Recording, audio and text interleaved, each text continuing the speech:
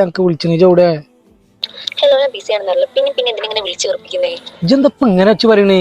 എനിക്കിപ്പോ തന്നോട് ഭയ ഇഷ്ടമൊന്നുമില്ല. നമ്മൾ എത്ര കാലമായി തുടങ്ങിയിട്ട്. സുറംക്ക് ഇവിടെ വെച്ചെല്ലാം നിർത്താം. അതാണ് ഒന്നുകൂടെ നല്ലത്. ഇനി എന്നെ വിളിക്കരുത് കേട്ടോ. എടി